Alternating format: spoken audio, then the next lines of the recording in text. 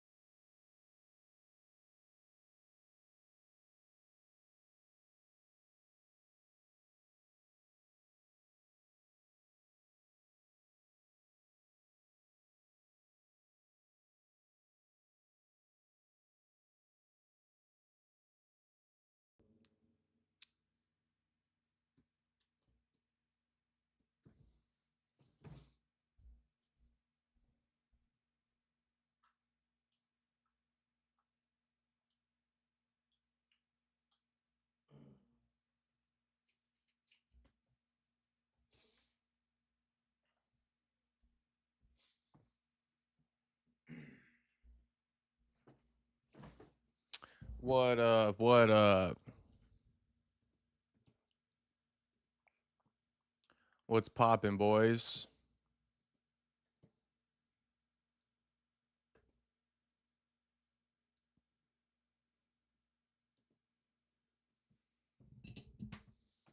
What up, Ro? What up, Space Kid? What's poppin', boys?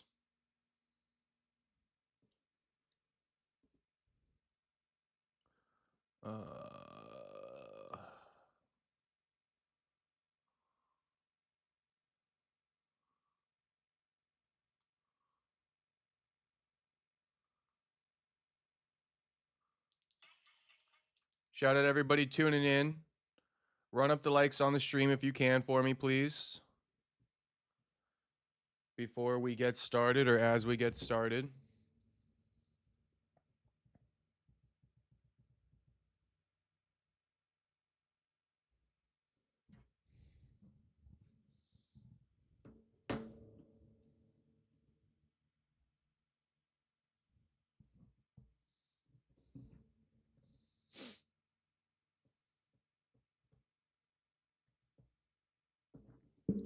All right, so in today's news, we got the D-Rod Joe Rogan interview.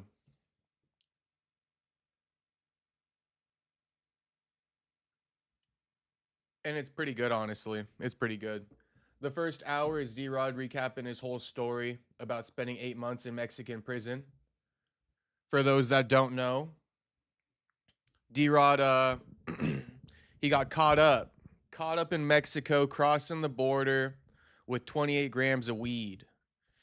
And then, in the podcast, they speak about weed's been decriminalized in Mexico for Mexican residents, not tourists, not non-residents. And D-Rod will go on to explain that that's actually the loophole that he exploited. Him and his lawyers, they found out about that. Special law, right? And then they used that as a loophole to get him out of prison. So, essentially, if you guys aren't picking that up, D-Rod, to get out of prison, he had to become a citizen of Mexico.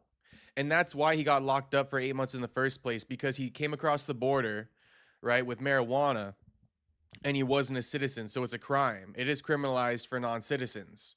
So in order to get freed, he had to become a citizen. And he also had to pay a hefty number, which he does not mention. But I mean, it's hefty. You got to assume. He also speaks about like running security for the head of the cartel. Like they found out he was a UFC fighter right away. So they escorted him upstairs to the cartel's cell and shit like that. And he essentially became his cellmate. Had to pay his way in for that as well, essentially paying rent and shit. So I assume his lawyers and people like that helped him paying rent to the cartel. But you guys got to hear all this. It's pretty crazy. It's pretty crazy. It's about an hour long. But before we even get started too, where the guru been? We haven't seen no MMA guru lately. I just went on his channel to see because everyone's been talking about it, like joking that he's dead. And he hasn't been live in like 12 days.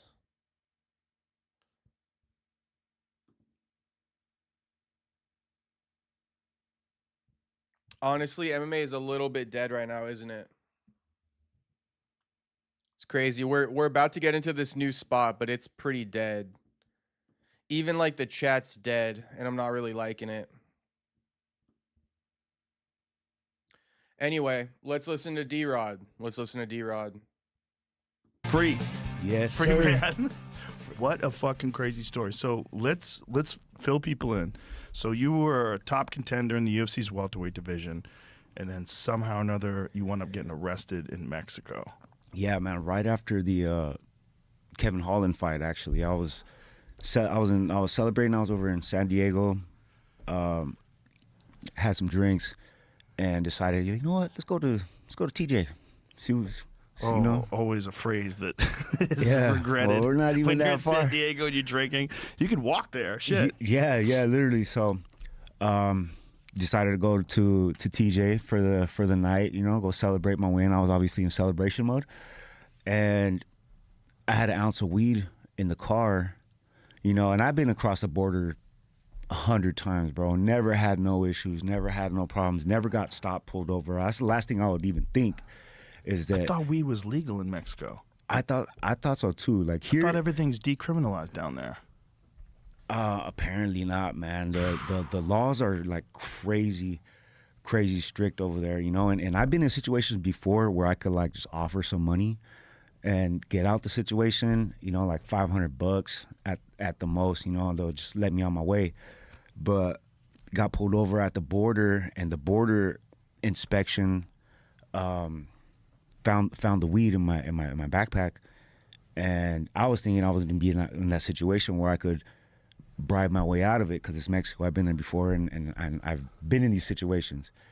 And nah, man, I thought, you know, they took me to jail that night, and I was thinking, all right, I'm just gonna be here for the weekend. I'll get out Monday, you know, go to court, and they're like, no, we'll see you in a month. I'm like, a month?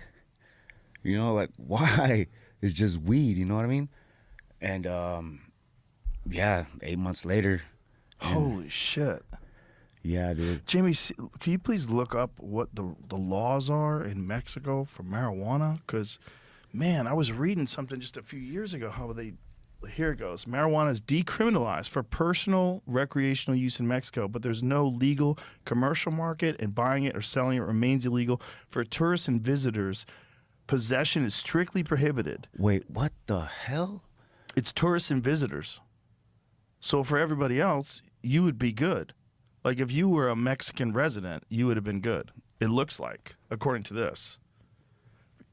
Personal limits can possess up to 5 grams, and up to 28 grams is decriminalized.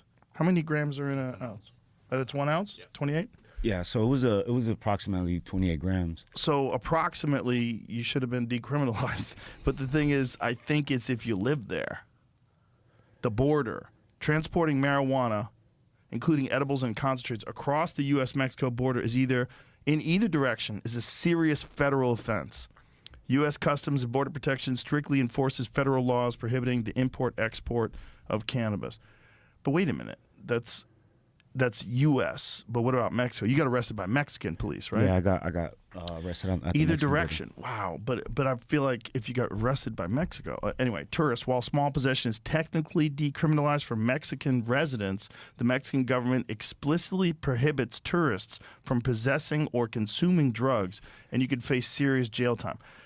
So that's crazy. Like, I don't think this is Joe's angle, but it is kind of comical. This gives like you commit a crime, and then like your dad's reading out like how stupid of a crime you just committed. I don't think Joe had these intentions. In fact, I think he had D-Rod's back. But honestly, reading out the laws to D-Rod is kind of comical in its own right, is it not? Just the utter like disregard for Mexico's laws on D-Rod's behalf makes it even funnier when Joe Rogan reads it out. It's pretty blunt, you know?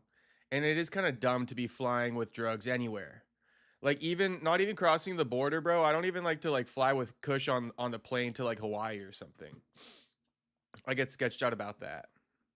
It's kind of comical.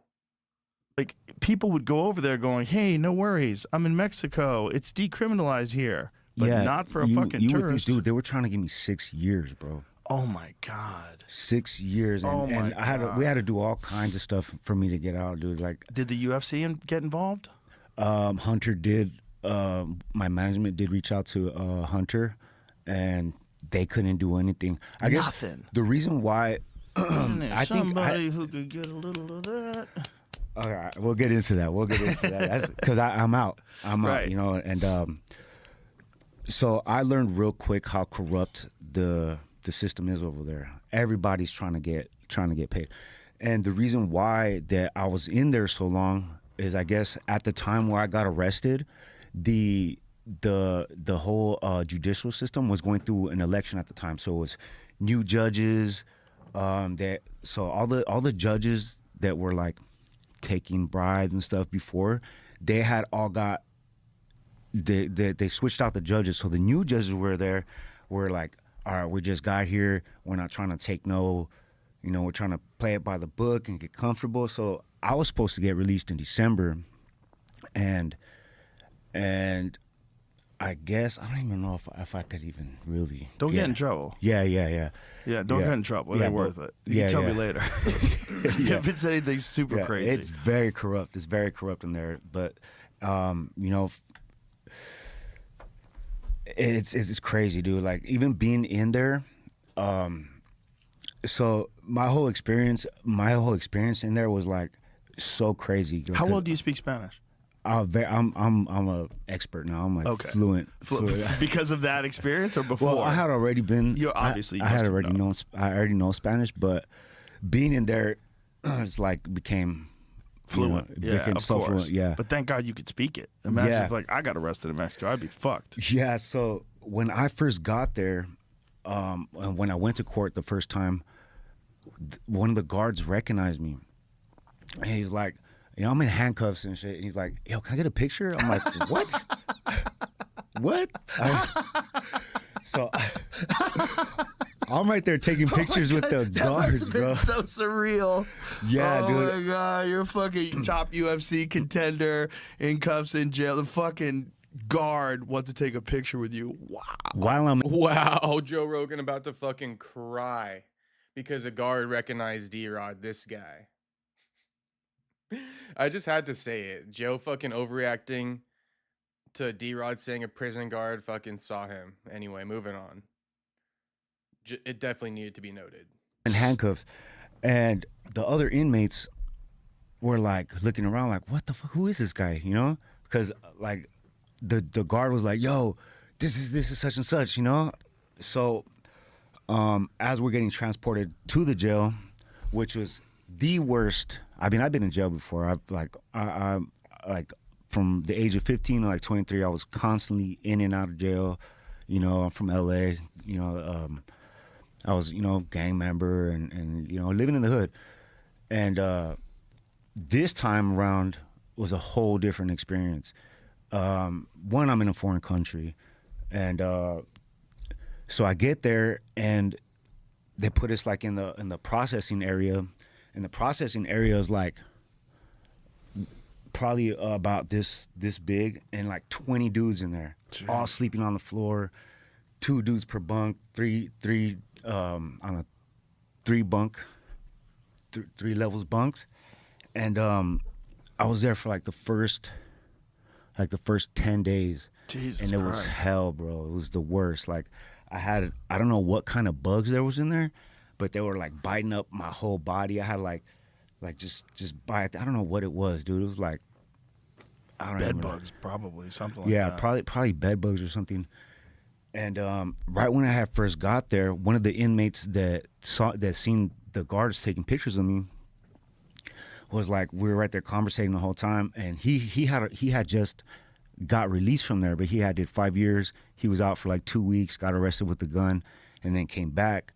So he's like, hey, I'm gonna try to get you out of here, And over there, the guards had tried to charge me $7,000, bro, to get me out of that cell, and to move me into like a better place. Cause over there, if you got some money, you'll be all right, And so right before that happened, the dude that was like, yo, I'm gonna come back for you, bro. Don't even worry about it. So how does this work? Does the guard come up to you and go, "Hey, I can get you in a cell, but it'll cost you $7,000"? Yeah. They come up to you and tell you that. Yeah. So the dude that I had got to the prison with, he comes back down, and he's like, hey, the guards came, they pulled me out, and they bring me to a whole different like section of the prison, the third floor and the second building, and I go up there, and I'm escorted by the guards, and there's like a curtain. There's like a curtain covering like the tier. And I'm like, what the fuck is going on? Like, why is there a curtain? And I get in there, and they pull me to this dude, and this dude's like, oh, you're a UFC fighter? You know, it turns out the dude's like head of the cartel, you know, like a cartel leader. And he's like, I want to just show you around a little bit, let you know how we're running things over here, you know? Kind of just gave me the rundown. And this dude had it made. You know, I get there, and there's TVs in the fucking cell. Dude has a PlayStation. He has like like a whole bunch of just all the amenities you can think of, you know. He's like showing me around and shit, kind of showing me off. He's like, hey guys, look at this guy, you know, he's a UFC fighter, you know. And I'm like, all right, you know, what's going on here, you know? And like, you know, because it's jail, dog, you know.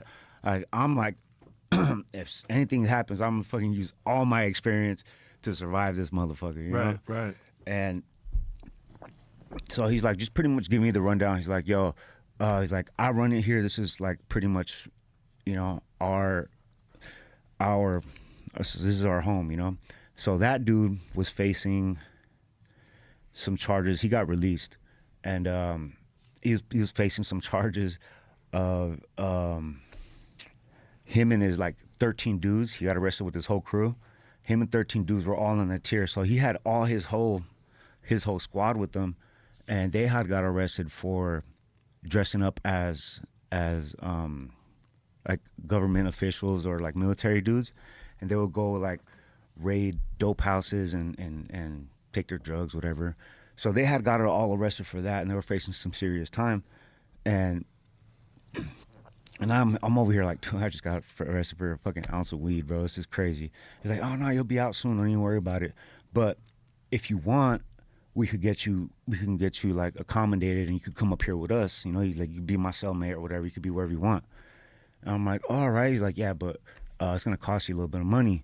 I was like, oh yeah, how much? He's like, $3,000. And I looked at the guard that was trying to charge me $7,000. I was like, he said $7,000. He's like, nah. He's trying to get more extra money out of you. Like, but you do gotta like pay to get up here, and like kind of like pay rent a little bit, you know, to the guards. So I'm like, all right, yeah. Wild. So I'm like, all right, cool. So immediately I was like, yeah, let's do it. So they give me like this brand new like Nike tracksuit. Oh shit. Yeah, and I'm like, all right. He's like, we'll come up here tomorrow. So I get there. And then he's like, yeah, just be my cellmate. So I pretty much ended up being like this guy's like, I ended up getting the feeling like I was like his protection kind of like, or like, you know, like when we would go to yard, I'd just be like, he'd be like, hey, walk with me. Like, and I would kind of like I got the impression like, all right, I'm his cellmate, you know, like I got this guy's back, you know, he got my back, I got his, and I really trusted him, you know, and that's one hard thing to do in jail, but like you catch vibes off people real easy, you know, and yeah, dude, it was just a crazy ass experience, dude. I ended up, we ended up working it out with the guards. Real quick, D-Rod ran security for the leader of the Mexican cartel in prison. I mean, that's pretty crazy. UFC fighter ran security for the head of the cartel in Mexican prison. Kind of an unsaid agreement. Who knows? You guys think that D-Rod just made that all up in his head? He wasn't actually he wasn't actually the bodyguard for the head of the cartel? What do you guys think?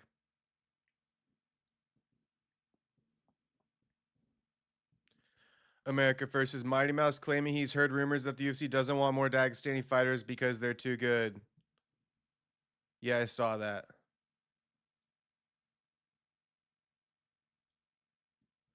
Thoughts on Gaethje sleeping Topuria? I don't think it happens, Rhett knows. D-Rod is going to get dicked down by Euros Medic. Is that what you think? It's actually a pretty competitive fight. Medic got a great chance at winning. D-Rod got a decent chance at winning. What if you're dual citizenship? Are you fucked or are you okay or what? No. That's what D-Rod did. He became a dual citizen so we could get out, Otto. If you have dual citizenship, that means you're a Mexican citizen. It's for tourists who aren't citizens. You're not exempt from the weed laws if you're a tourist. And just point blank period, even if you are a citizen, bro, don't cross the border with Kush. It's kind of a stupid move. But 3K to get on the ends with the cartel in prison. Homie was getting eaten up by bed bugs and shit like that. So to get me some fucking boxing gloves, dude. I ended up getting some boxing gloves in there. now he's gonna talk about how he was training and shit. Getting how he made the double end bag. It sounds like he took a water bottle and then would flatten out like plastic bags or something, and he just wrapped like 1,000,000 plastic bags around this water bottle, and then he jammed it into his sock, and it became like this double end bag, like a pillow basically to punch. And I think that he said he used bungee cord. Wait, so why did D-Rod get arrested? Got here late. D-Rod got arrested because he crossed the Mexican border with 28 grams of weed, and he's not a Mexican citizen. And weed is decriminalized in Mexico for citizens, but not non-citizens. And that's why I just got done saying, even if you are a citizen, it's still probably dumb to cross the border with Kush, to be honest.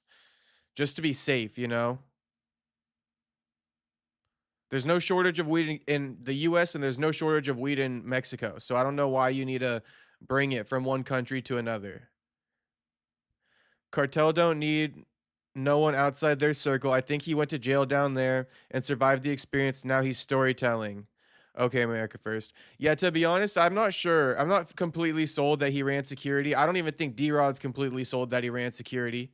I think there's a little bit of truth in the part where you say now he's storytelling. I think he's storytelling a little bit. We all been there, right? We all been there. We all got on the ends with some crazy people in our lifetime. At least I have. And then, I might have embellished the story just a little bit. There's probably some half truths in there. He would have, because this is the thing about D-Rod, right? He's not even saying the Mexican cartel asked him to run security.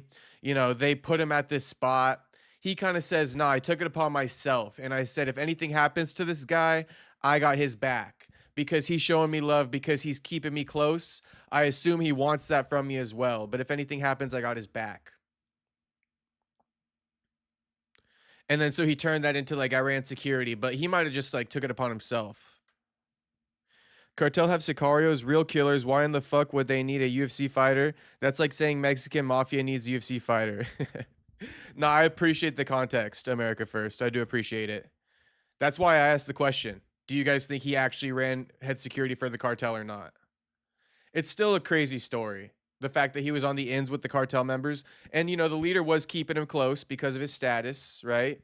He wanted to be on the ends with a UFC fighter. Who wouldn't?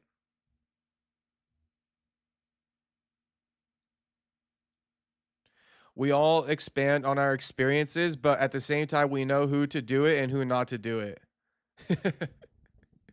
Well, I mean, D-Rod's doing it on the biggest fucking platform he could possibly get on, America First. So I don't know if you support that or not. But he definitely wouldn't be speaking like this in front of the cartel, right? Some myths, and it just so happened that the dude that I was cellmates with. Wait, and I just wanted to mention too, there's a common theme in this podcast where D-Rod, he speaks about being able to get all kinds of amenities in jail, all kinds of luxuries afforded to him through his connections with the cartel, except for a good source of protein. And I do find it a bit comical. Like D-Rod's gonna, talk about how he made a double end bag, how they got boxing gloves in the cell and pads. You know, there was iPads and TVs and all kinds of things, right? He had an iPhone.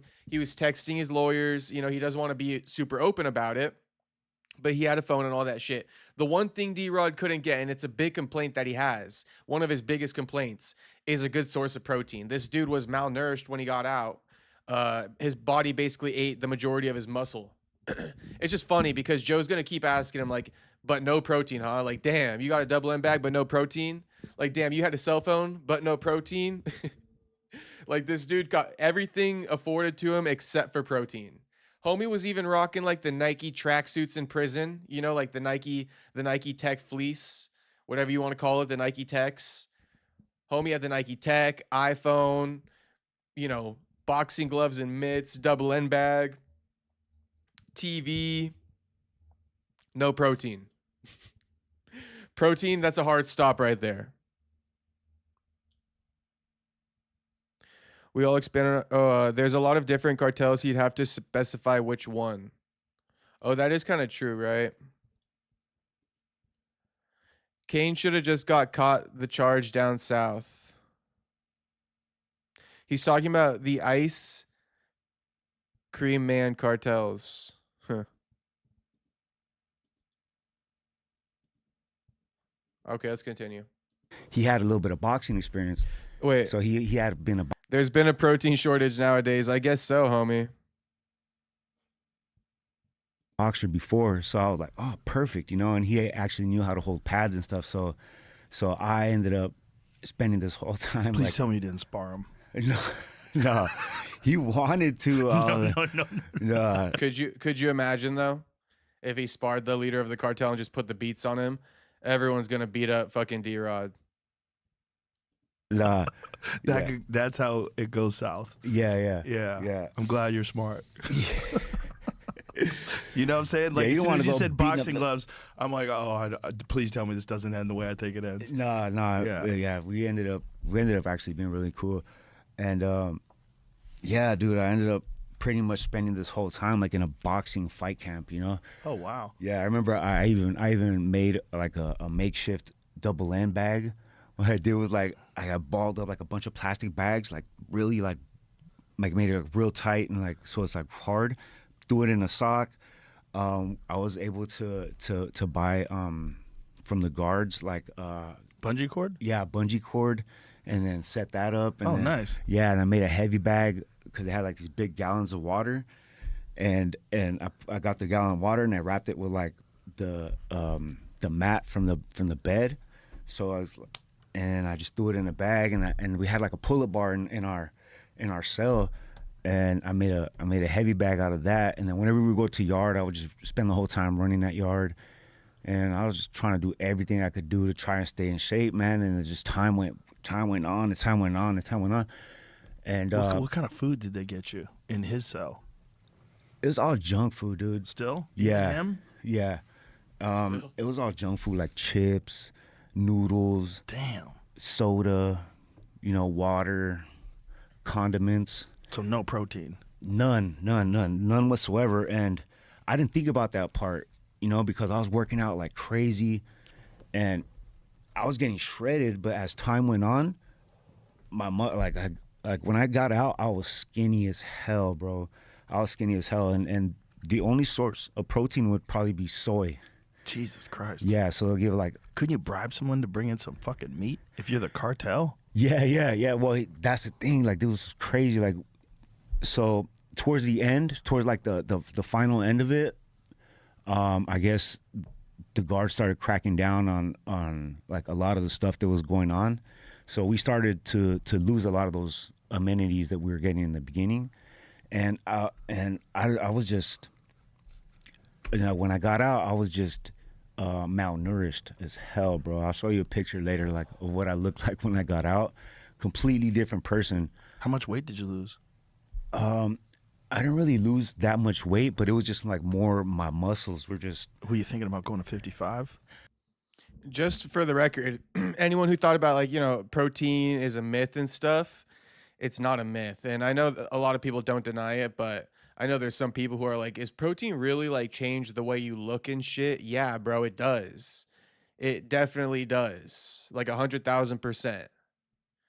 So D-Rod is a living example. You need protein, bro. You need all the nutrients. You need all the nutrients, fats, protein, carbohydrates, and they need to be balanced. And you need to know, the amounts you should be getting in. But that's another topic that we'll get on another time. But yeah, protein's not a myth, boys. Protein's not a myth. Now, I do think to some degree, you might not need to get a pound per body weight. Like that's kind of a myth unless you're like OCD with it, like a bodybuilder type person.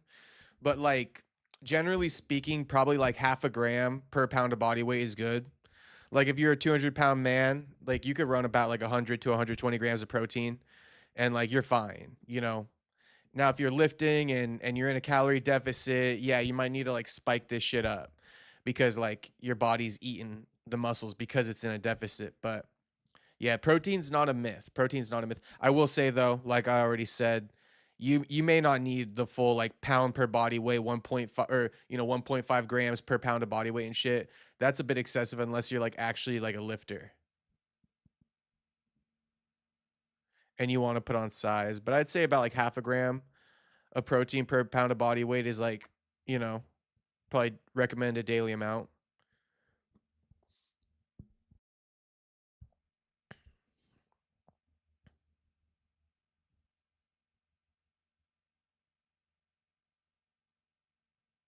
He's talking about spreads. Now I know he's lying. Mexican law enforcement are easily corrupted. Just shows them cheddar. Just show them cheddar and they can get you anything you want. Well, it is kind of weird that he would lie about protein though, is it not? America First. Like, why would I don't think I'm just saying, I'm gonna say I don't think like he would lie about protein. What is there to get out of that? I give my girl a daily dose of protein. Oh, do you? We were like, damn, I might be able to make 55. Man, Starve me. I've made 155 one time You're in my a big career. dude. You made 55. That must have been hell. Yeah, it was the worst fight camp ever. It was all based on Losing just the weight. losing the weight. And then I was just so. I remember after I made 155. I didn't even want to go to the gym for like a month, bro. I was like, dude, I need to. This like my body was just done, bro. Yeah, you're killing your body. Yeah. What is this? Oh yeah, that's some of the workouts I was doing while I was in prison. But no protein, unfortunately. Yeah, but no protein. So I was getting pretty shredded. Like when in that like period in time, that was when we had like a lot of like we had food and everything was cool. And if you notice, oh, look at that. The double end bag. That's nice, dude. yeah, dude. And like you can see the TV in the back, Right. on with the PlayStation. But I mean, it wasn't. Dude, you're looking good. Yeah, Tighten those hands up. Nice, I bet. yeah, man. It was just like a whole experience, and it was crazy because this guy, he'd be like, the guards would come and he'd be like, hey, leave my door open, yeah, and the guards will actually leave this door open, so like we were able to like walk around the tier and go talk to other people. Like me, I kept to myself a lot. Like I've been in jail like a ton of times before, and I learned easily that you'll go like along. You'll get by if you just mind your own business and not get involved in shit, and not get involved in things. So like I would just stick to myself, and just just get my workout on and Avoid trouble. avoid trouble, But it was crazy to see firsthand how the cartel operates. And it's crazy, man. They got their hands in everything over there. Of course. Everything. There was 37 assassinations in Mexico last election. 37. Yeah. Different political people. And I was talking to Ed Calderon. Do you know who he is? Yeah. Yeah, he's Ed Manifesto on Instagram. He used to work for the Mexican government, and then he became an American citizen, and he was involved with prosecuting the cartel, going after them, stuff like that. And he was essentially saying that, like, the entire judicial system, all the mayors, everyone, if they get in, they're cartel members. Like, no one gets in. No one is a mayor unless they're in the cartel. And Yeah. when they're getting assassinated, it's cartel assassinations. It's one cartel. We all see Narcos, have we not? Narcos did a great job of painting the picture. All the politicians are a part of the cartel. We know this. Wants their guy in, and another cartel wants their guy in, and they just shoot the other dude. Yeah. 37. Yeah, 30, imagine if that was in America. 30. The last, like the midterms. Imagine during the primary if 37 people got assassinated. We'd be like, what the fuck has happened to America? The final round of basketball season is here, and only DraftKings has you fully covered. The DraftKings Sports app is now available in all 50 states and includes all markets. You're in on games at the speed of sports. Sweat every possession of the series all in one place with one app. New DraftKings customers, sign up with the code Rogan, spend $5 to get $200 in rewards within 21 days. That's code Rogan in partnership with DraftKings. The crown is yours. Bet with DK Sportsbook. Gambling problem? Call 1-800-GAMBLER. 1-800-MyRe7 line. Sportsbook here. G.co/audio. So one of the guys there was actually the actual hitman who was an actual like hitman. And he was in there, he's like, yeah, man, I've killed like 30 cops in my whole experience, and he was in there and they were just like telling me about all these things. I'm like, dude, like everybody is involved in this shit. It's crazy, you know. And over here, like if you kill a fucking cop, they're coming after you. But over there, you know, I guess it's just another thing. Killing the cops over there are a lower tier than the cartel. That's what it is. Yeah, the cartel have more money, more power, more influence. Yeah. And it's crazy how like murders they're not even that big of a deal over there. You know, while I was in there, I was reading, or I saw that Mexico has the Guinness World Record for missing persons. Holy shit, dude. Yeah. Yeah, and it was crazy. There was so many hitmen in there. It was crazy, but you know, I didn't get no shit from nobody. You know, everybody was like cool as hell. Well, that's awesome. Well, you're an easy to get along with dude. Yeah. Luckily. Yeah. Did anybody ask you to train them?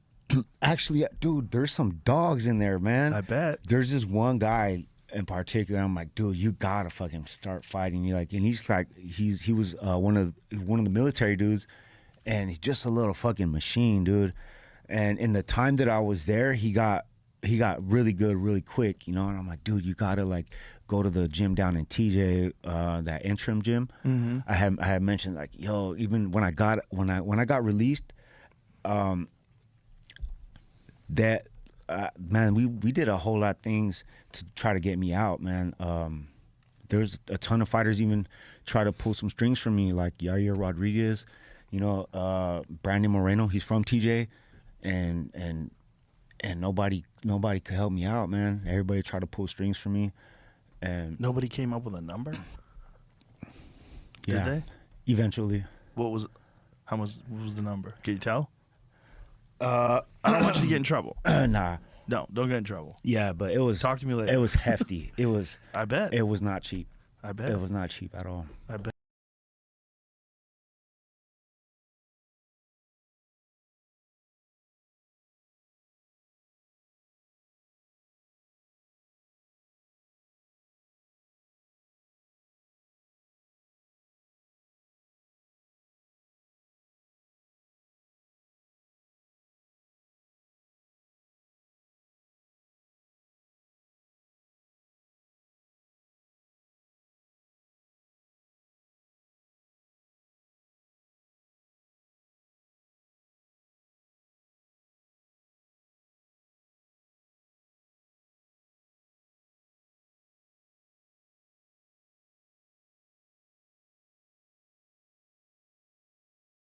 Yeah.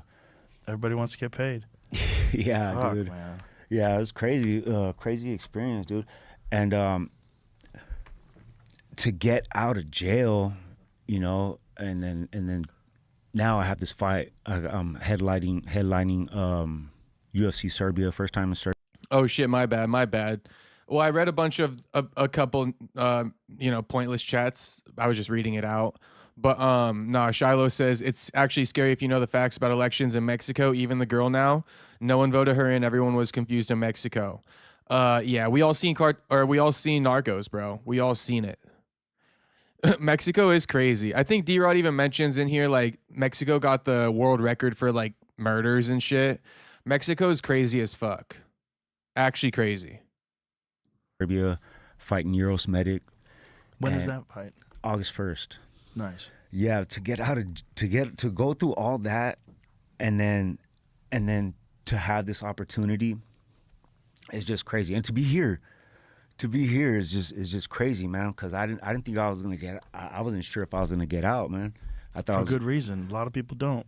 Yeah, You know, the man. United States prison system is fucked too, but nothing like Mexico's. Everybody that I've talked to that has had any experience in Mexican jail, and they're like, dude, it's not good. Yeah, no, man. It was crazy, bro. I just can't believe the cartel can't sneak meat in. We did sometimes. Yeah, sometimes. Yeah, we did some. Like, we had, they would bring us groceries, bro. Oh, really? Yeah. Because that's the first thing that I would want, man. I would feel like, look, what do we got? So now the truth comes out. What kind They did smuggle in a little bit of meat. of car do you drive, dog? Like, let's upgrade Yeah. that motherfucker. We got to do something. I can't be eating noodles, Yeah, man. especially as hard as you work out. Yeah, I was working out like three hard workouts a day. You know, I'll do. So I'm kind of programmed like to just work out. You know, I think from my prior jail experiences before, the only positive thing that I think that helped me in that whole everything that I've been through is like when you're in jail. Like I personally, I'm like I would think like, dude, you got to be strong. You got to be able to defend yourself. You're gonna like that's my whole reason for staying in shape. You know, when I started doing MMA, it was just to be able to defend myself. You know, in situations like if I ever did go to jail. You know, and the only thing that I took from that is like when I would get released from prison prior. I just want to work out. I'm already programmed to just work out all day, you know. So once I found MMA, I was like, oh, this is perfect, you know. And How old were you when you first started training? 25. Wow. Yeah, That's late. Yeah, dude. Yeah. Turn into a UFC contender. That's very impressive. Bro had 200 street fights under his belt, though. He will mention it. Started training officially at 25, but shit. Up until 25, he was busy. He was busy acquiring street fights under his belt, somewhere in the realm of 200. Not a Yeah. lot of guys started late. Did you have any sports experience before that? None, bro. Nothing. None. That's crazy. None. But I had been in, no bullshit though, I had been in probably around 200 street fights already, including all my jail experience. You know, when I was in juvenile hall, I was a straight knucklehead, bro. Like I was fighting like every other day, and it became just fun, Like if like you were like a tough looking dude, it'd be like, hey, what's up, man? You want to scrap or what, bro? Like, you know, he's like, why? I'm like, cause you're big, bro. I just want to fight you. Yeah. Yeah, and With no training? You had no training at all? nah, no training, man. Just want to learn how to fight. I just want to be By tough. fighting. Yeah. So That's a crazy way to learn. yeah, dude. And like, dude, you can't. I mean, like, imagine getting in a fight with your cellmate. Like, that's some crazy shit. That's crazy shit. Yeah. You got to sleep together. Sleep with one eye open, bro. Like, If you sleep at all. Yeah. yeah. And yeah. So that's the only experience I had prior to starting MMA. And then I remember I stopped going to jail when I was like 23. When I stopped going to jail, I started having kids, and I'm like, all right, I gotta stop gangbanging, because I used to think going to jail was cool. You know, Really? I used to think it was cool because you get out and you just have like a little more respect. Like I thought it was cool. I thought like oh, going to jail makes you a badass, you know. But once I started having kids, I realized like, all right, I gotta take care of.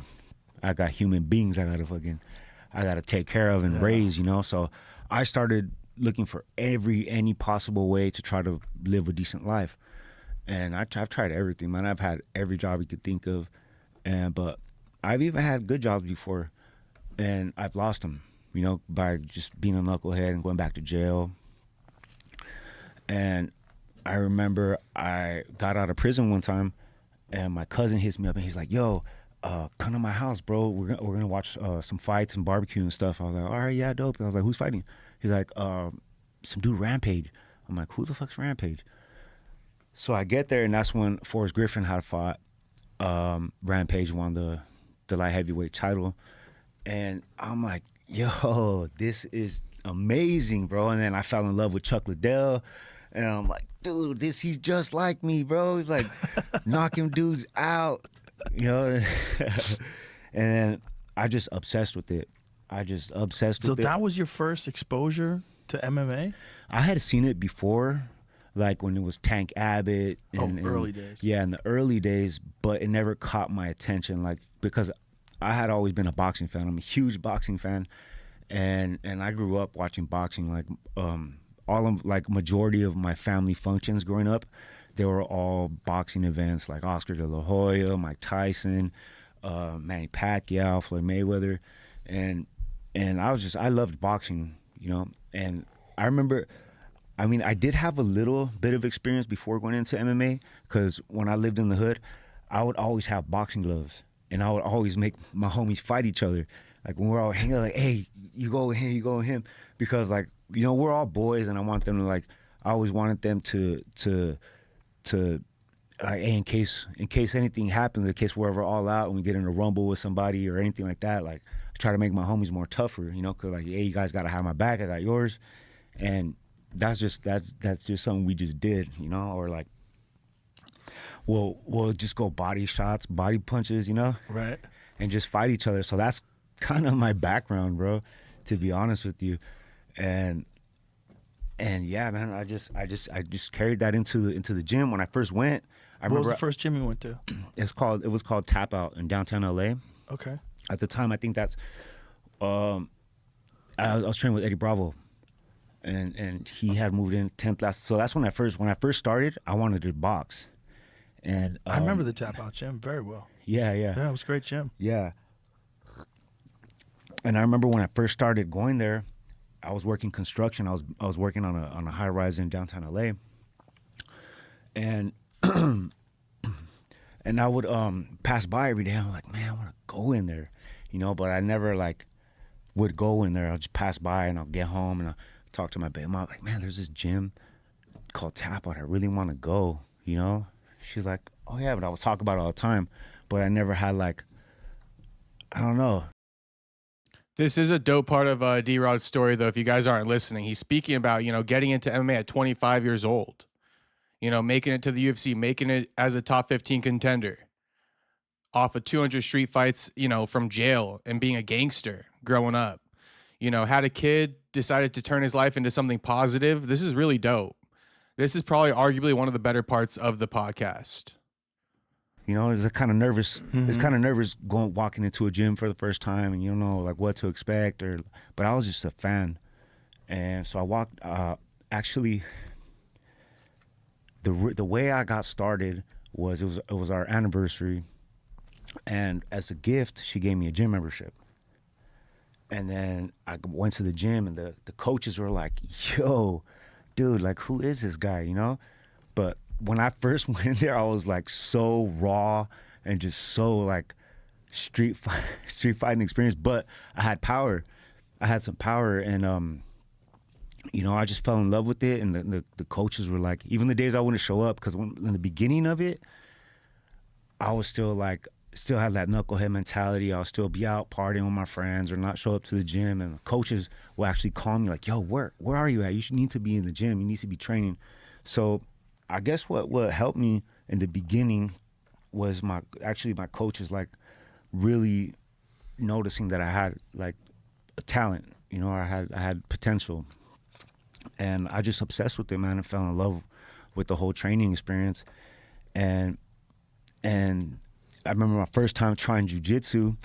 It was a skinny, dorky looking dude. Was like, "Hey, you need to come train jiu-jitsu, man. Come train jiu-jitsu." I was like, "Nah." Because I remember right before I watched it, I was like, "Oh, man, wrestling's gay, dude." Like, dude, wrestling is gay. Nobody trying to watch that, you know. And then, obviously, like you go through that experience. I'm like, all right. So the skinny dude is like, come on, man, just try it out. I bet you can't. You know, I bet you I could make you tap or whatever. Like, nah. He went and strangled me. You know, I'm like, oh hell no, nah. I hate losing, bro. So I was like, and there's two different kinds of people. There's people that will get their ass whooped and just like, nah, this ain't for me, or you get your ass whooped and you're like, oh, I would never want that to happen again. You know, so I would show up every day, determined like one day I'm gonna win, one day I'm gonna get him, one day I'm gonna get him, and that honestly kept me in the game. You know, It's amazing how little tiny dudes can fuck you up. dude, that's the last thing I expected. I was like, what? Jiu-jitsu is the only thing that, like, you know, in martial arts movies, there was always this myth that the little guy could fuck up all the bigger guys. Yeah. But with striking, that's hard. Power is real, size is real, mass is real. Yeah. There's just too many variables. If a guy knows how to throw a good 1-2, you might be fucked. He hits you in the clinch, you can't get away from his clinch, he's too strong, he clubs you, you're fucked. Yeah. But jiu-jitsu, man, there's no lucky punches in jiu-jitsu, and that's what's crazy when a little guy just annihilates you. It's so humbling. My first experience was a dude who was a purple belt. I was a white belt, and he was my size. I was like, this dude's my size. Like, this isn't that a bigger dude? This is gonna be, competitive. He just raped me. Just did whatever the fuck he wanted to do to me. Armbarred me, triangled me, and I remember leaving, going, I am so delusional. I had this idea in my head, that I knew how to fight, and then until I started doing jiu-jitsu, I was like, oh, I don't know anything. I'm helpless, like completely helpless. Yeah. But like you, the smart thing to do, like what you did, is just go, I want to learn that. Yeah. And you having the courage to do that, especially as a guy who didn't have any martial arts experience at all, just like throw yourself into it. It's very difficult to do, man, and especially at 25. Yeah. Because by 25, like John Jones had already been a UFC champion and defended it multiple times. It's like by the time you're starting out, so many guys are like in the middle of their career. Yeah. So that's one thing that I've always thought about, and it was like why I work so hard is like I feel like I have to catch up to these dudes that have been doing this their whole life. Like dudes have been in the gym since they were kids doing karate and boxing. There is a thing though about having a lot of street fights. There's a mental edge to being in a lot of conflict and a lot of combat. One thing I've always noticed about you when you fight, you're very calm. Like when you I will say also, this is what I've always been speaking about though. The guys like Nate Diaz who, some of what he lacks in skill, he makes up for with like a street aspect of fighting. It's hard to explain, but I don't know. D-Rock got the same thing. It's a bit of like a red pill or something. I can't really explain it, but it's like from all the years of the streets, they're not sold on these guys who claim to be fighters. That's kind of what it is, and I think they're able to kind of perform freely in there instead of kind of like nervously, right, from buying into the hype and shit like that. So get in there, you're very that's what I would say. relaxed. Yeah. Like, I'm gonna get some water real quick, but I'll keep it playing. and it's like life experience. You Yeah, know? That's a factor. Yeah, I just feel like in an MMA fight, it's a safe environment. Like, believe it or not, to me, it's safe. Right. Because I've been in because if anything goes wrong, the ref's right there, like, all right, that's it, it's Right. done. It's a fair fight. I've been in situations where I don't know if I'm gonna live. Right. If I don't survive this, I might die. Yeah. And I think that I carry that a lot, while I fight, and that's why I look so calm, because I'm calm in hectic Yeah, it's not the situations worst like thing that. you've experienced. That's No, for a man. lot of fighters, it's the most dangerous thing they've ever experienced. Yeah. When they step into that octagon, they close that door, and they're looking across this octagon at another trained killer. Like, oh boy, like this is the scariest thing that's ever happened to them. Yeah. So there's a mental benefit that you have for having all those street fights, and even though you didn't start until late, man, the mental game might be most of fighting. Yeah, man. When I step in there, I'm just happy to be there. Like I'm lucky to be out here. I'm lucky to have my freedom. I'm lucky to be alive. You know, so when I'm walking out to a fight, like I just feel happy, dude. It's just happiness, like, you know, because while I'm backstage, I'm like thinking, how did I get here, dude? You know, like I'm just, how the fuck did I do this? How did I make it this far? You know, Right. And you know, like a situation like this, like where I'm fresh out of jail, you know, and I'm like, dude, like main event in Serbia against a guy from Serbia is crazy, bro. But you know what? Just live that shit, man. I told myself, like, dude, this is your opportunity to tell, like this shit's a movie, bro. Like my life is crazy. It is a movie if you think about it. I mean, very few people live that life. In and out of jail many times, locked up in Mexico for 8 months, never knowing if you're going to get out. Next thing you know, you're headlining a UFC card. Yeah, man. Sitting here. Main event. Yeah, sitting here on the Joe Rogan Experience, you know, telling my story is just, you know. Where's Uros Medic ranked? Is he above you or below? He's number 13. What are you at? 15. Yeah, so both of you guys top contenders. I'm surprised throughout that whole process they kept me in the rankings. Well, good respect to them, you know. Also, they probably realized you were probably working out in jail. Yeah. Yeah, man. But I mean, well, it's not, you shouldn't be punished for something like that. You get stuck in a crazy situation. Yeah, man. Especially if you're coming from California where weed's legal. Everybody gets confused. You know, you have that weed in California. It's everywhere. It's totally legal. That's why it didn't even. I know, It didn't even that's cross the my problem. mind. It didn't even cross my mind I know. that, hey, we can get in trouble for this. That's crazy. You know. I would have never known those laws because I heard that it was decriminalized. I thought, oh, they got other shit to worry about. They got cartel problems and fentanyl problems. They don't give a fuck if you're bringing in weed. Yeah. Well, now I have a part of the process of me getting out is like I had to get, like, now I have dual citizenship in Mexico. Now you do? Yeah. Because of getting out? No. How? My lawyers, it was a part. Again, real quick, just listen to this part. This is the part where he kind of speaks on the dual citizenship and getting freed from the jail through obtaining this Mexican citizenship. Call it the D-Rod loophole, call it the unpatched method, call it what you want. But listen up right here. This is how D-Rod got out of prison, like officially. Let's rewind it. Citizenship in Mexico. Now you do? Yeah. Because of getting out? No. How? Of the process of me getting out is like I had to get, like, now I have dual citizenship in Mexico. Now you do? Yeah. Because of getting out? No. How?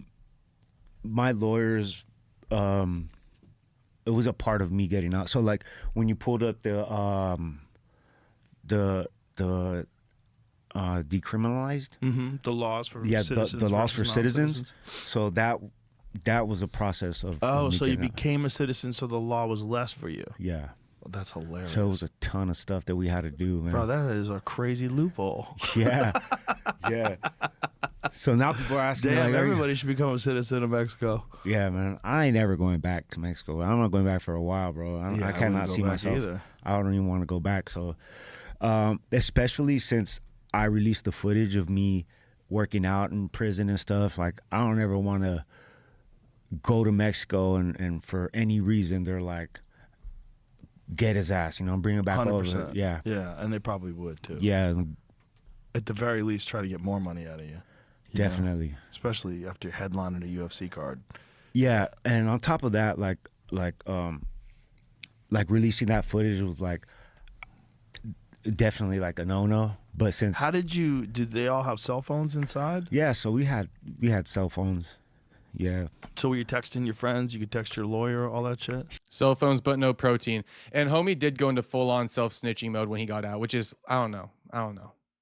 Kind of fine, kind of not fine. He's right. He should not go back to Mexico. They would find an excuse to arrest him probably for breaking those laws. You know what I mean? That's what he's trying to say. He doesn't want to go back to Mexico because he broke laws in the jail, which are technically like write-ups or whatever you want to call it.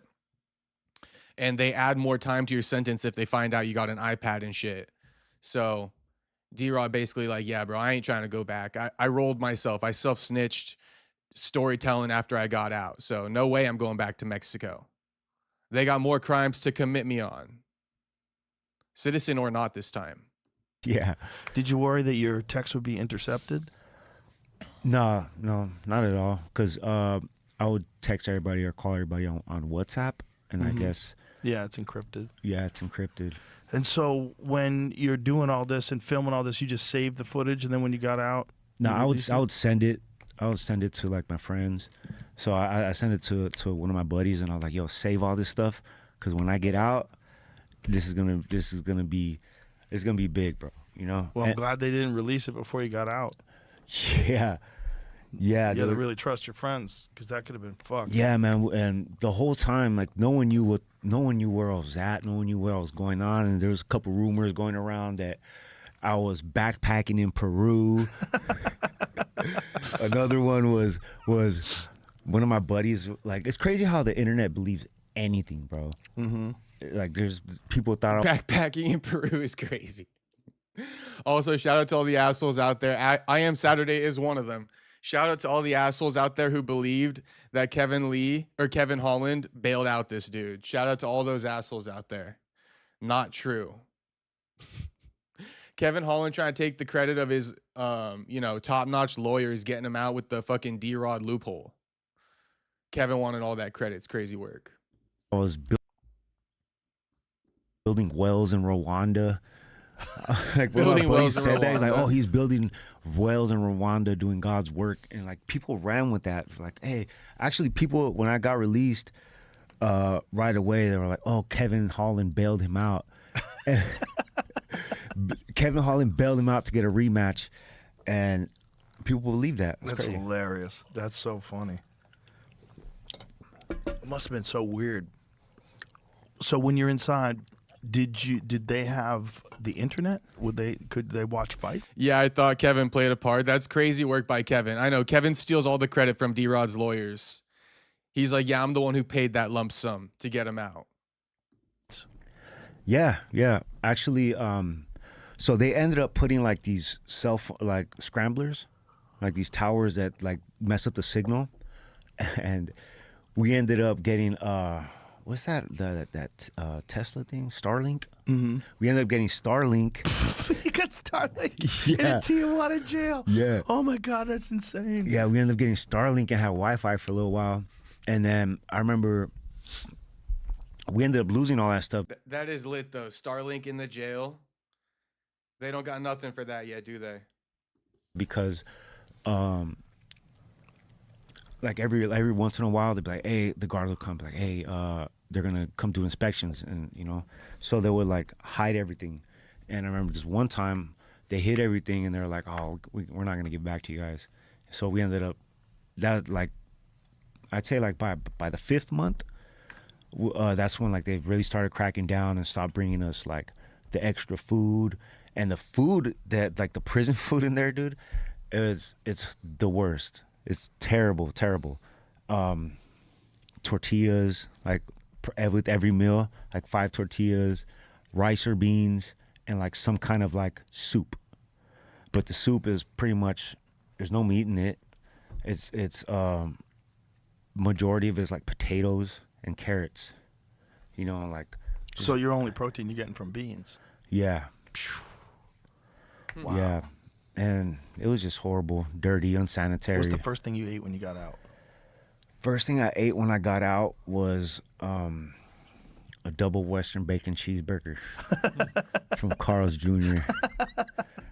It must have been the best ever. Yeah, man, and I couldn't even finish it because at the time, like, my stomach was so, I got full as hell, man. Like it was crazy, and man, I was so skinny when I got out, bro. It was crazy. So, like, this whole time, I just been like... Wait, real quick. His Space Kid goes, doesn't sound too bad, TBH. I feel you, Space Kid. It doesn't sound too bad, but the problem is the lack of protein, bro. You need protein or else you just become, like, super skinny. And I guess some people like the skinny build. But yeah, you definitely don't have any muscle. So that's kind of the reoccurring problem for D-Rod is, like, the lack of protein, his body eating his muscle. He's like a fucking trained UFC fighter. He needs the muscle. But it doesn't sound like the worst, diet. But it is kind of bad, bro. It is kind of bad. Where does he even get his fats from and shit? What do he say he eats? He eats like beans, barely any fat in beans. Depends if they cook it with fat, but there's not, beans don't really contain that much fat. You got to put it in there if you want them to be fatty. Soup, no fat in that. And then like what? Potato, no fat in that. Carrots and shit, no fat in that. Guy's not getting any fat or protein. What do America jails eat? Dried up bread and a slice of bologna and apple? I think so. I mean, shit, I wouldn't know, Space Kid. I've never been locked up, but something like that. That sounds about right. Maybe a little bit of chicken or mystery meat. I don't even know. Trying to just bulk back up, you know. So what did you weigh? Did you weigh yourself when you got out? When I weighed myself when I got out, and I normally walk around 200, and I was like around 180, you know. But I looked horrible, bro. Like I looked like I just cut weight. I looked like I was like, I'm sure. Yeah, it was horrible, but it was like I wasn't shredded or nothing. I just had no muscle definition, and it was bad, bro. And I remember when I first got out, man, I was like thinking like, all right, I tried. Like when I got out, I got out ready to just like, all right, I'm gonna get my life back. I'm gonna train my ass off, bro. I was so out of shape. Bro, and I was like really discouraged at the time, you know. I was like, dude, I don't know. I think my fucking career is over, dude. I don't know how am I gonna come back from this, you know. I was so out of shape, and That's crazy because you were working out so much in jail. yeah, but it was just because of the lack of food. Nutrition. Yeah, nutrition. I was like so malnourished. Your body was just destroyed. Yeah, it was horrible, bro. And I almost thought like, dude, I can't do this shit anymore, dude. Like I'm not gonna. I think my career might be over, you know. And I was just in my head about it for a little bit, and then you know, like I was like, nah, you know, I'm a fucking soldier, dude. I could bounce back from this, and you know, Soldier. I just really believe Soldier. that through hard work, you know, I'll Soldier. get back to my old self, and now I feel great, dude. How long did it take before you started feeling normal? But I'm barely starting to feel like 100% now. Now. Yeah. And when did you get out? It's been almost 2 months. Wow, that's not a lot of time. Yeah. And when is this? The fight is August 1st? Yeah, it's another No, about 2 months. Yeah. That's good. Yeah, and I feel good now. That's feel good. crazy, though. It takes you 2 months, and then now you're back. You look normal, like physically. Yeah. You look healthy. So it took you that time to just put the weight back on and get your muscle tone back and all that Yeah. shit. That's a good thing, though, that you were always in shape, so you bounce back quicker. You have muscle memory. Yeah, and actually, I've honestly been enjoying this whole process of like when I first got out, I could only run like a mile, and I was dying, bro. And through each run, I could see my progress. I'm like, okay, I'm getting better. Okay, I'm getting better, and like I'm in love with it right now. I'm in love with like getting better and better and better 1% every single day. You know, I truly believed that through the work and to trust the work that I have ahead of me, and I honestly think that by the time the fight gets here, I'm gonna be in perfect peak shape. That's awesome. Yeah. What a crazy comeback story. Yeah.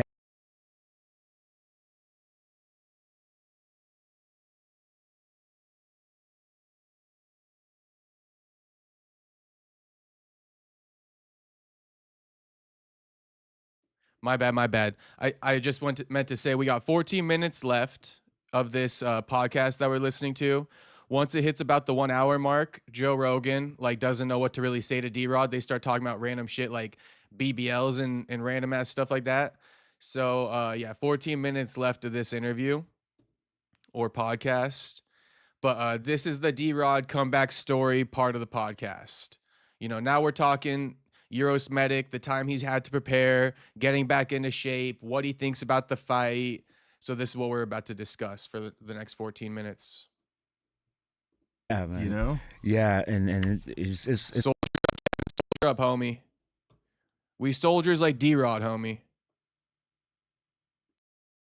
it's really just like a really deep personal one for me, because from when I first got out to now, it's just like it's crazy. It's Also, last interruption, but everybody vote up the poll. Is D-Rod beating Euros Medic August 1st? Who's winning? crazy how the body can bounce back and like just get back into shape, you know. Well, it's crazy, the mind, too. I mean, you must be so thankful. Just every time you're training, yeah, you might be tired, but man, you must be so thankful that Yeah. you're out and free, and then you're working towards something big.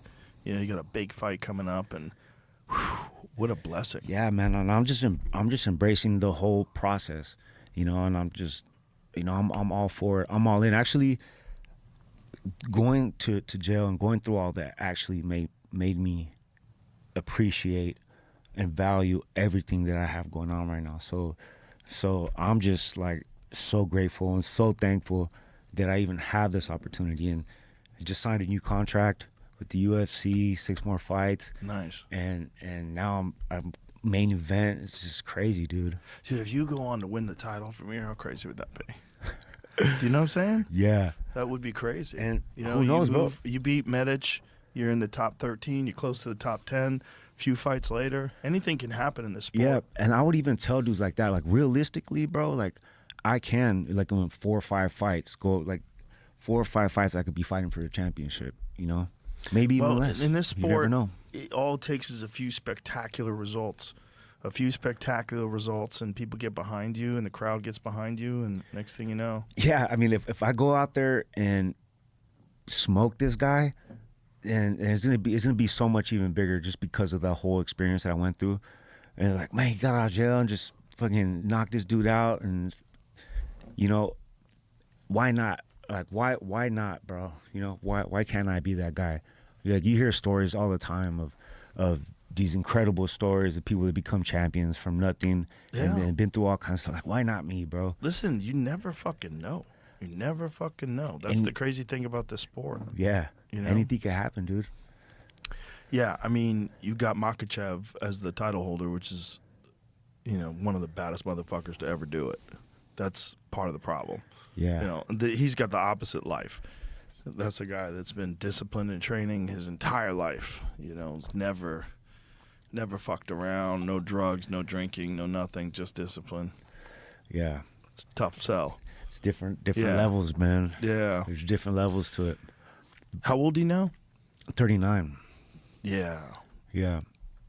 So that's so I like got like a couple more years left, man. So I that's know, why. it's crazy. While they stole 8 months of like very valuable time. Yeah, and that's one thing. The number one thing that I was like, man, like I'm running out of time, bro. You know, I don't got a lot of time left. You know, so getting out, and like I said, like I'm just taking it a lot more serious. You know. I'm sure. Where are you training now? So right now I'm in Vegas training over at the PI at Extreme. Oh, that's great. At Extreme Couture, and right now and freestyle MMA. While I'm in Vegas and while I'm in California, I go to classic fight team, training over at Tenori and 10 Planet. You know, so but right now, I'm in Vegas right now. It's so much easier. LA's crazy, dude. I'm on the road. When I'm in LA, it's just I'm on the road all fucking day. LA traffic is just a nightmare. Yeah. So that's why I'm in Vegas right now, because everything's so close together and so convenient, and It's also so high level. So yeah, he's also training in Vegas. I mean, this is a good interview. This is a great interview by Joe. We're getting a lot of information on D-Rod. Homie training in Vegas for the fight, right? So relocated from LA, getting good training partners in. I like this shit. I like to hear this shit from D-Rod. I do. LA is so fun. Is it fun, Space Kid? I think you'd like OC a lot better, homie. Based off everything you've told me, I think you'd like OC a lot better. Guru is back. Is he live right now? Rower says, I say no, for real. Medic had some momentum. Yeah, we'll see. Medic has always been like iffy. I feel like D-Rod's a bit more proven and steady. Also fought tougher competition, but we'll see. We'll see. They both put the beats on Jeff Neal, did they not? Or I got that one twisted? Hey, real quick though, I gotta take a shit, boys. I've been holding this shit in, and I do want to finish the last 10 minutes with you. So just can we just leave the stream running? Let's just leave the stream running for like 10 minutes or shit. I don't even know what to do. Okay, for this interruption, while I'm taking a shit, bro, listen to my Wing C interview. How about that?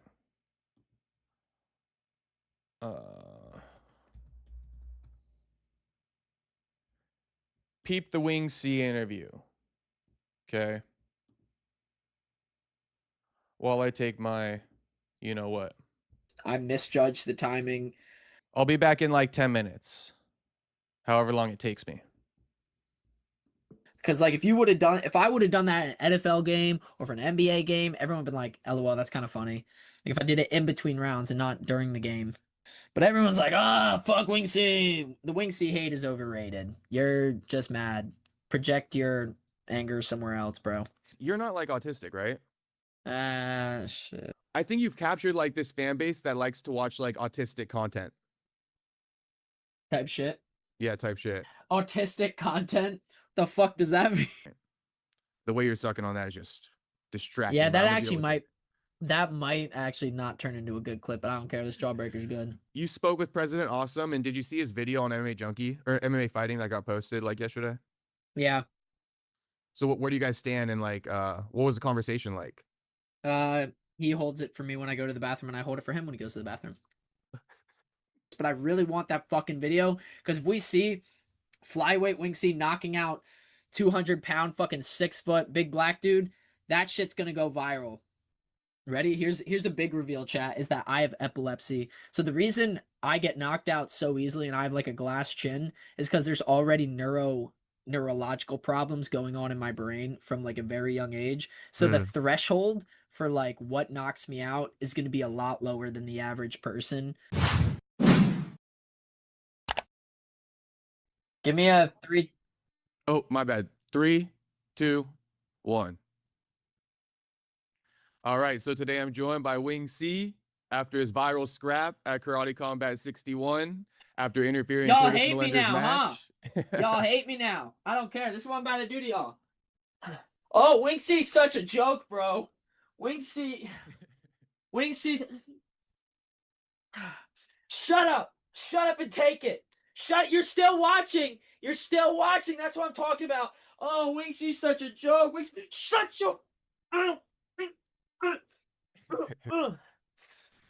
Bro, why is everybody so mad? Even Wing GF's They still gonna be parents. Even Wing GF's parents are mad at you. For real, bro. What the hell is going on here? I saw President Awesome yesterday. He came out on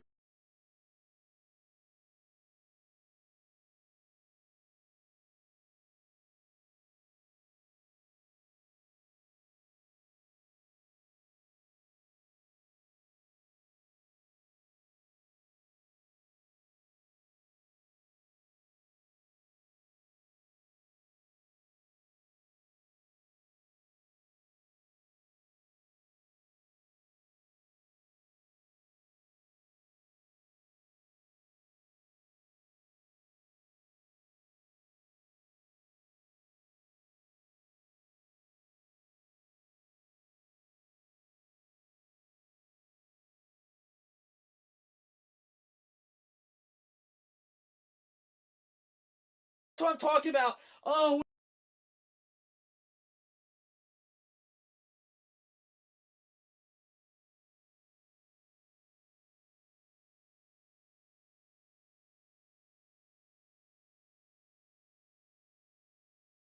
There's so much high level training in Vegas. Yeah. And the PI is an amazing resource for fighters. You know, as far as nutrition, cutting weight, I mean, they'll get your meals for you, they get your supplements for you, they make sure that everything is, you know, safe for sport, approved, so you don't have to worry about testing positive for anything. Like, the PI is amazing. Yeah. Such an incredible resource. Yeah, right now it's a little bit crazy because Oh, damn, I was muted. All that shit doesn't matter. Basically, I said, I'm gonna sum it up real quick. I said, go tap into the Wing C interview on your own time. This interview is fire. Okay. I said MMA Joey is live. Let's see what he's talking about. He's talking about a bunch of nothing. Dana White delusional, Islam versus Gary, UFC White House. It's like, bro, you're not even talking about D-Rod on his big day.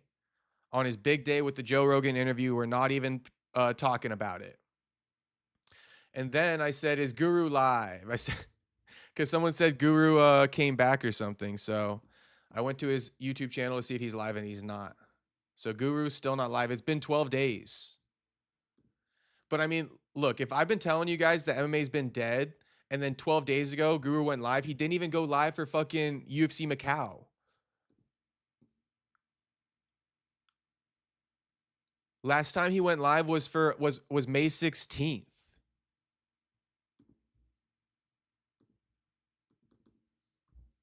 So he hasn't been live for like, 12 days. That's crazy. Okay, anyway, let's conclude this. That's all I said, though, when it was muted. And I was also laughing at Space Kid talking about the autistic audience and shit. They're letting like the slap fight guys go there and the Zuffa boxing guys, I think. Yeah. So yeah, those guys are using The slap fight guys train. I don't know how they train. Like, how do you train for that, bro? You know? I was gonna say too, bro. It's like bringing in these slap fight, competitors to the UFC PI. Get the fuck out, bro. We don't want you there. Slap fighters now get to use the PI. Dana couldn't be any more out of touch. They do neck workouts. I don't know. I guess that's it, Yeah. right? Swinging things with your arms. Yeah. You know, I guess like cable machines. Like, you know what I'm saying? Like get a cable machine yeah. on your wrist and do this a bunch of times. Yeah. So they have at the PI, they have like the Imagine you're like Marab, right? You're trying to get into the UFC PI, and then they deny you. They're like, nah, Umar's in there, right? This happened in the past. They're like, nah, Umar's in there. You got to come back, Marab. We can't have you guys crossing paths. And then you got one of these goofy ass fucking power slap athletes coming through being like, yo, I'm here for my 12 o'clock appointment. It's like, bro, get the fuck out of here. If Marab's not allowed in here when Umar's here, then you're never allowed in here. Point blank, period. Never. Marab a fucking champion. Can't even go train when his opponent is there. Meanwhile, power slap, they got the golden ticket. like this thing that gauges your power and your strike, and they use that all the time. The power slap guys do? Oh, that's so silly. Yeah, and then also the Zuffa boxing guys are there too. So it's a little bit hectic right now. There's like a lot going on. Yeah, I could imagine. Yeah, Power slap guys, that's a different thing. I've never been to one of those. I haven't either. I hear you have to go to one to like enjoy it. You have to be on acid. Yeah. To me, it's like, I don't know, man. I feel like letting someone just swing on you. And the thing is, like, if you get the first swing, you have a giant advantage. Yeah. The first swing is a crazy advantage. That's dangerous, bro. That's just getting whacked. And some of these guys, they get knocked out. Yeah. Oh, 100%, man. It's not less powerful than a punch. You know, this is the idea that you're slapping like this. That's not what they're hitting with the palm of the hand. Yeah. Right on your fucking jaw. It's super powerful. You can only take so many of those in your whole life. You know, and you're lining up for those. Yeah, I mean, you can imagine like their nerve damage on your face too. Well, I mean, look, I'm for whatever you want to do. You want to jump BMX bikes, you want to ride bulls, you want to power slap, have at it. This is America. Have a good time. Yeah. But it seems like at an MMA gym, it should be MMA fighters. I mean, the boxing is probably a good crossover. Like, you could probably get some good work with some of those guys. Yeah. See, even Joe agrees, though. Even Joe agrees. If it's an MMA gym, it should be MMA fighters. Like, what are these power slappers doing at the PI? You know, and then also seeing high-level boxers train is good. It's great. Go make a performance institute for all the power slappers that you're making the quote-unquote millions with. For your technique, it's great for just raising the level up in the gym. Yeah. Yeah, no, it's really dope. I love the PI, man. And Vegas in general, like there's so many killers out there, you know. It's one of the best places in the world for MMA training. I mean, you got Extreme Couture. Think of how many killers are training out of there. You know, you got there's so many. You got Syndicate. There's so many places, man. Yeah. It's incredible. So much jiu-jitsu. Robert Drysdale's there. There's so many guys that are there. 10th Planet there. There's so much jiu-jitsu there. There's so much MMA there. I mean, if you're a fighter. Yeah, that part. A lot of these power slap guys are MMA guys that suck at MMA. It's like, flip the script. Let's put them back in MMA and see if they could set foot in the PI. Oh, but now you slap a new title on them. They're power slappers, so they can come to the PI. It's like, bro, they would have never been allowed to set foot if they were still MMA fighters. Basically, I could go step in the PI. Basically, I could go there because anybody could be a power slapper. Sean Baller says, is Gary versus Islam confirmed? I mean, it's all but confirmed, bro. It's all but confirmed. I believe it's gonna happen. Yeah, 100,000%. Let's put it in this context, Sean Baller.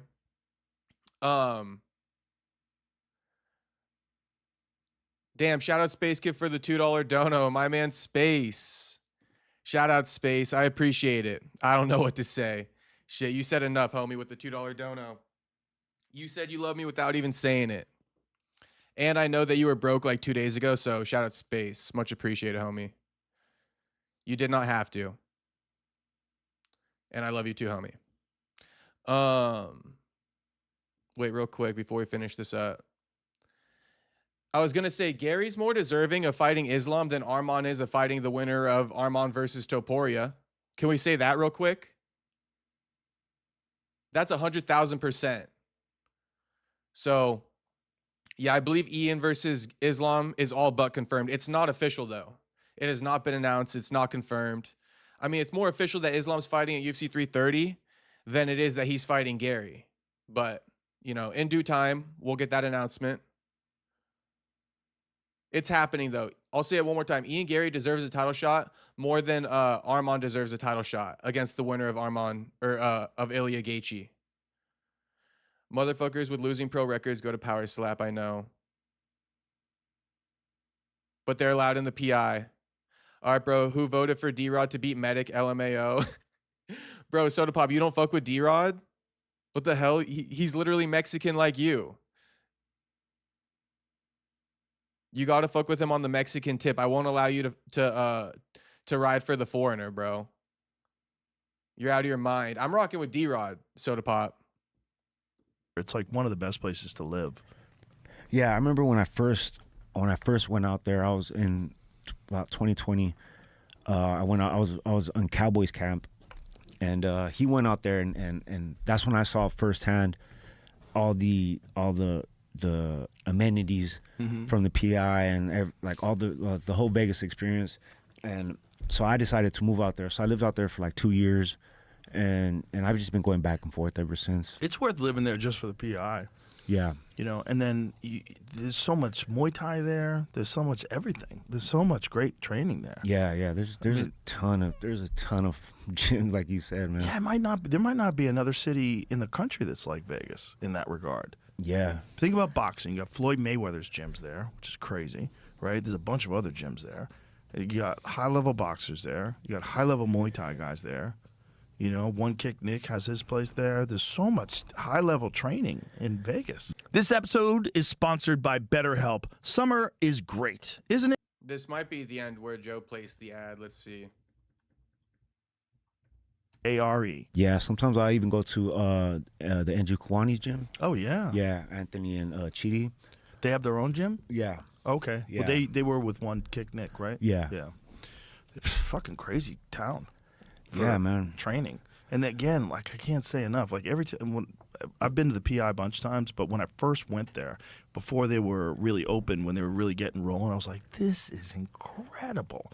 Like if you're a fighter, you have a place that has all the recovery stuff, all the like the high end, top notch recovery stuff, cold plunge saunas, all the everything, like all physical therapy, supplements. When I found out they make food for you, I was like, this is crazy. Yeah, I love that part. I'm always there. You know, you could go there, order whatever you want. You know, and just like sure, steak and rice. You know, Yeah. I love D-Rod, but he getting slimed out inside 3 minutes, bro. That is insane. That is insane for the record. D-Rod is not getting slimed out inside 3 minutes.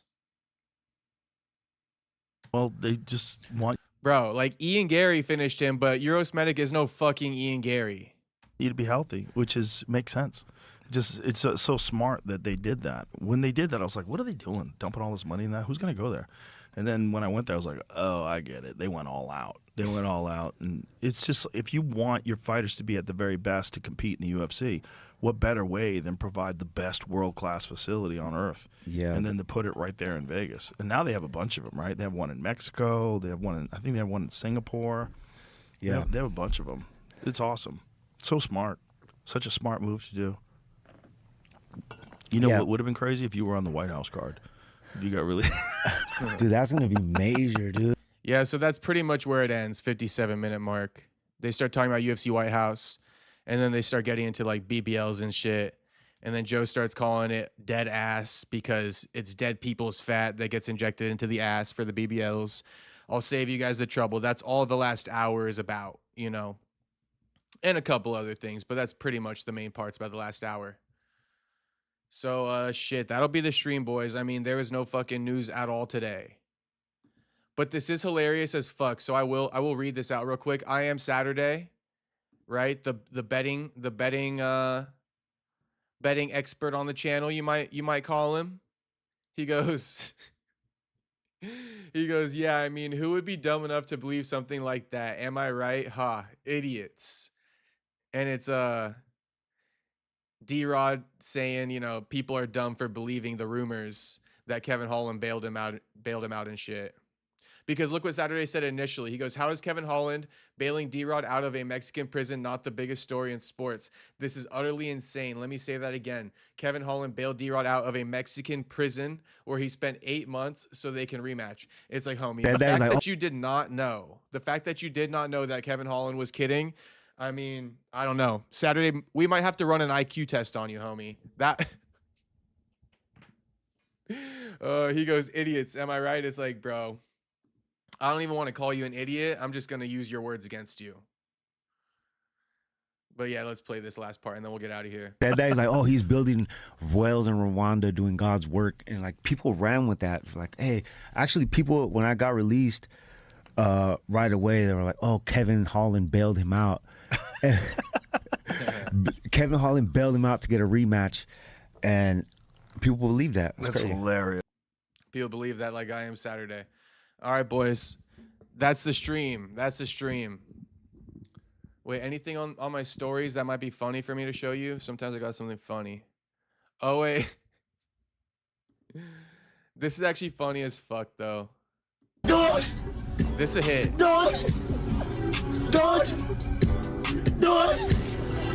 This a hit. Stupid. And then wait, let me just see bookmarks real quick. I'll just get you guys out of here on bookmarks. Oh, Khabib watching his teammate get knocked the fuck out is beautiful.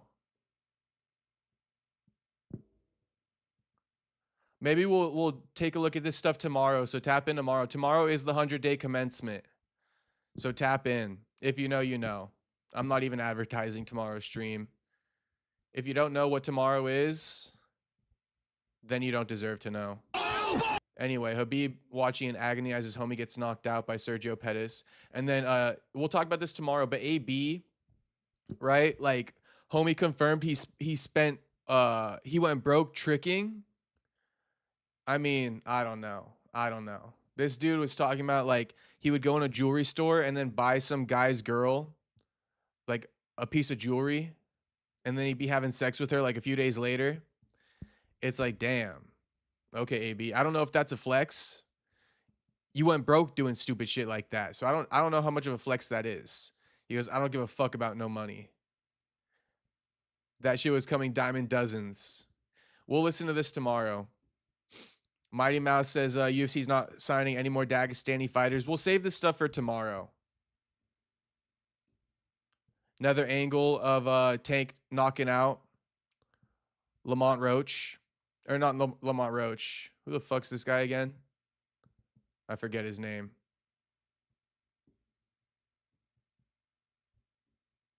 MMA Guru died. He's still alive. Sean Strickland says he's not an anti-Semite after backlash from Israeli MMA fans.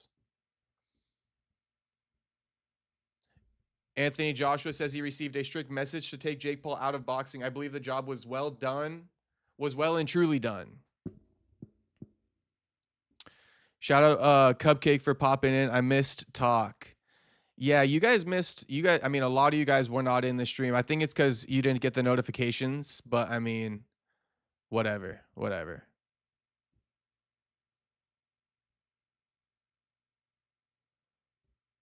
Okay, so all right, peace out, boys. I'll see you all tomorrow. Sean is anti-bullshit, haha. Yeah, he is anti-bullshit. All right, shout out Cupcake, shout out Space Kid, shout out Otto, shout out Kevin from Chicago, Top Soldier. Shout out Soda Pop, shout out Shiloh. Once again, thank you, Space Kid, for the dono. Sean Baller, shout out, homie. AJD, shout out. Roro, shout out. Who else was in here? Dundaughter, shout out. Ricky LaFleur, shout out. Finger Me, shout out. Who else we got here? America First, shout out, homie. Franklin, shout out, homie. All right. Double Worlds, I guess I'll give you a shout out just because. All right, peace out, boys. I'll see you guys all tomorrow. And I'm going to end this poll now, but maybe we could talk about this tomorrow too. Should Joaquin, speaking of D-Rod going to LA, should Joaquin go to, or not LA, D-Rod relocating from LA to Vegas, right? Should Joaquin relocate from St. Louis to Vegas, or should he stay in St. Louis? It was 50-50, but we'll talk about that tomorrow. Cupcake says night, brother. Night, brother. Thanks for tuning in, homie. All right, boys. I'll see you all tomorrow. Peace out.